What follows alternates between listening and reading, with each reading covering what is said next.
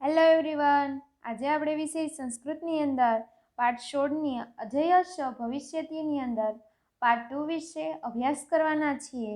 અગાઉના લેક્ચરની અંદર આપણે પાર્ટ 1ની અંદર જોયું કે સિંહ પાસેથી, બગલા પાસેથી અને કૂતરા પાસેથી કેટલા ગુણ છે તે આપણે શીખી લીધા છે.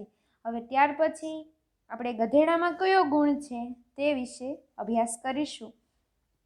સૌપ્રથમ છે અવિશ્રામ એટલે કે થાક્યા વિના, ભારમ વહેદ એટલે કે બોજો ઉપાડે છે. હવે ગધેડો છે તે એકદમ થાક્યા વિના જ પોતાનો ભાર ઉપાડ્યા કરે છે. તો તમે આ ચિત્રની અંદર પણ જોઈ શકો છો કે ગધેડાની ઉપર ઘણો બધો ભાર છે. પહેલાંના સમયની અંદર શું બનતું કે આપણે એક ગામથી બીજે ગામ જ્યારે જવાનું હોય તો ત્યારે બધા મીઠાની થેલી અથવા તે પોતાનો ઘણો બધો સામાન છે તે ગધેડા ઉપર મૂકી દેતા અને પોતે ચાલતા ચાલતા જતા. ત્યારે કારણ કે વાહનની વ્યવસ્થા હતી નહીં, ત્યારે બધા લોકો ગધેડાને ભાર ઉપાડવા માટે દઈ દેતા.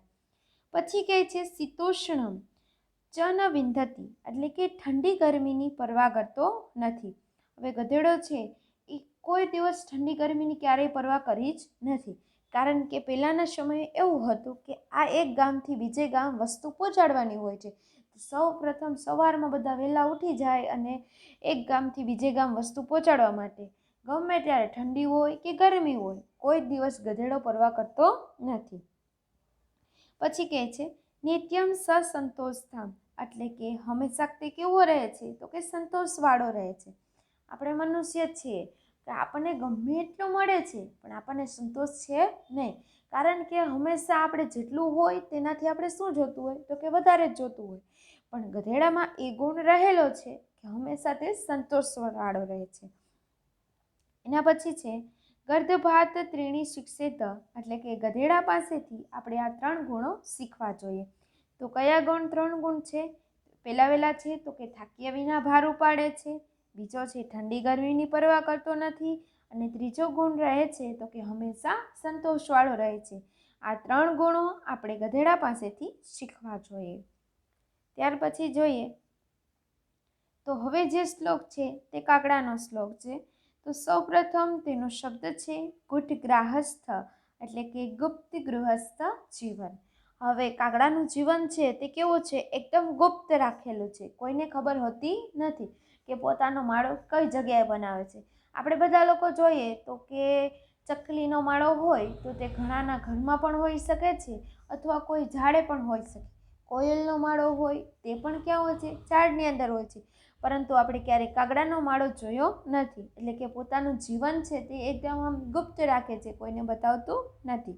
પછી કહે છે ચાતુર્ય. ચાતુર્ય એટલે શું તો કે ચતુરાઈ.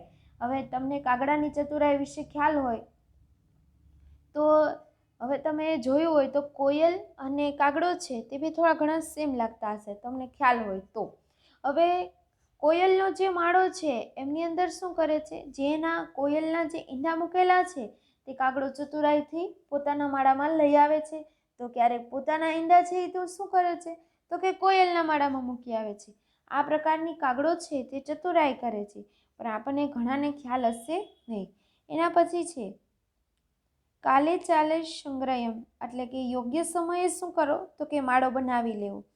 હવે કાગડો છે તે પોતાનો માળો છે તે યોગ્ય સમય આવે ત્યારે બાંધી લે છે. એના પછી અપ્રમાદ નાલસ્યમ એટલે કે પ્રમાદ, બેદરકારીનો અભાવ અને આળસ ન હોત. અહીંયા શબ્દ છૂટો પડે છે અનાલસ્યમ એટલે કે આળસ ન હોવી. કાગડાની અંદર ક્યારેય આળસ આપણને જોવા મળશે નહીં.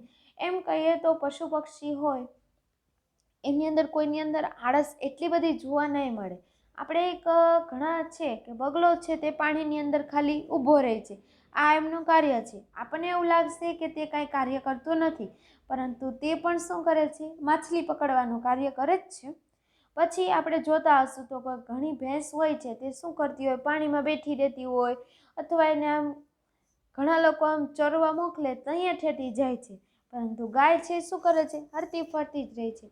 એવી જ રીતે તમે આકાશની અંદર જુઓ તો કેટલી બધા કાકડો, ચકલી આ બધા હોય છે તે ઉડ્યા જ કરે છે. આખો દિવસ એનું કાર્ય કેવું હોય છે તો કે સતત ચાલતું જ હોય, ક્યારેય શાંતિથી બેઠતા નથી. આળસ ન હોવી જોઈએ. કાગડા પાસેથી આપણે આ 5 લક્ષણો શીખવા જોઈએ. માનવ જીવન આની અંદરથી શું શીખવાનું છે કે આપણે ક્યારેય આળસ કરવી જોઈએ નહીં. જ્યારે આપણે ચતુરાઈનો સમય હોય તો ત્યારે ચતુરાઈ પણ કરી લેવાની, આવું બધું કહે છે. કાગડા પાસેથી આપણે આ 5 ગુણો શીખવા જોઈએ.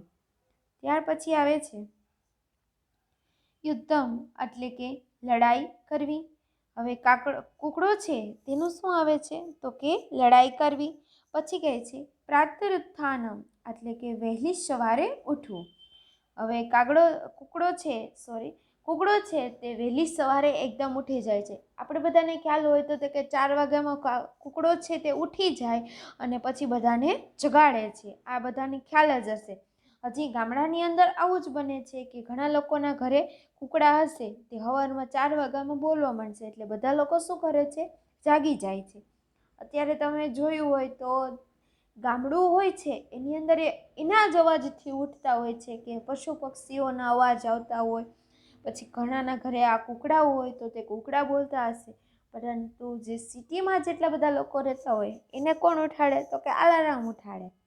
એ અલાર્મ વાગે ત્યારે ઉઠાડે અથવા તો મમ્મીનો અવાજ આવે ત્યારે ઉઠે.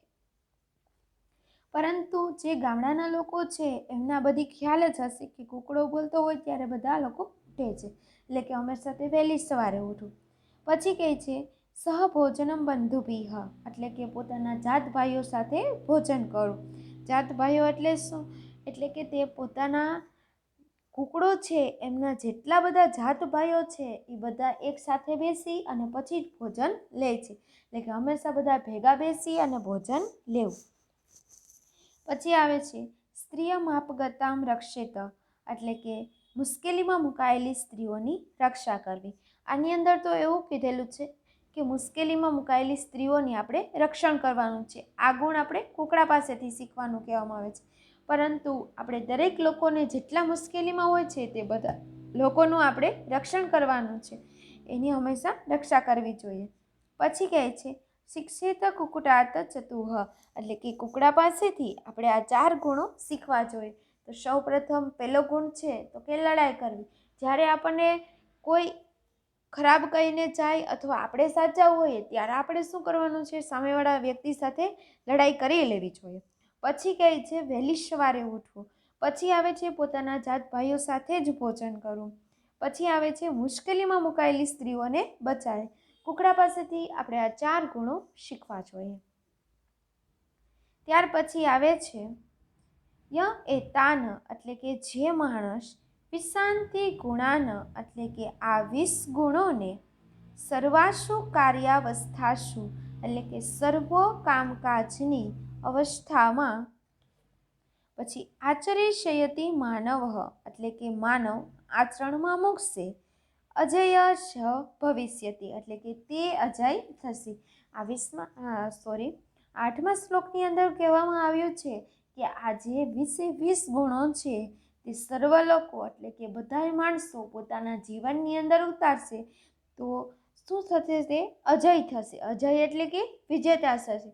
આપણે આ બધાય ગુણ છે તે બધાય ગુણ આપણા જીવનની અંદર ઉતારવાના છે. જેમ કે આપણે સિંહ પાસેથી 1, બગલા પાસેથી 1, કૂતરા પાસેથી 6, પછી કાગડા પાસેથી 5, કુકડા પાસેથી 4 અને ગધેડા પાસેથી 3. આ 20 ગુણો આપણા જીવનની અંદર આપણે ઉતારવાના છે, જેથી આપણને અજય બની શકીએ છીએ. તો વિદ્યાર્થી મિત્રો, અહીંયા આપણું જે 16મું ચેપ્ટર છે અજય ભવિષ્યતિ તે પૂર્ણ થાય છે. જો તમને કાંઈ ન સમજાણું હોય તો પાર્ટ 1 અને પાર્ટ 2 બંને આ મૂકેલા છે તે તમે જોઈ શકો છો. Thank you.